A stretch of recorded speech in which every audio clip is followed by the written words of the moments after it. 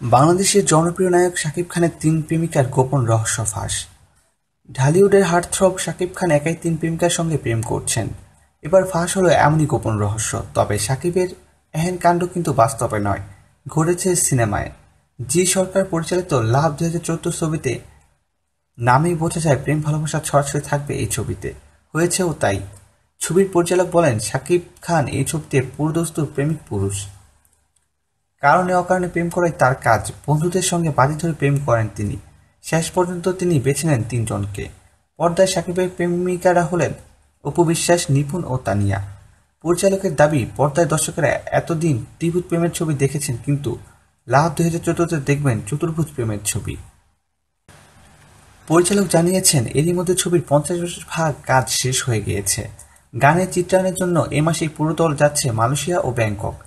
সবকিছু ঠিক থাকলে আসছে ডিসেম্বরে মুক্তি পাবে লাভ ২০১৪। ছবিতে আরও অভিনয় করছেন দিতি, মিশা সওদাগর, মিঠু আহমেদ, আফজাল শরীফ এবং কাবিলা।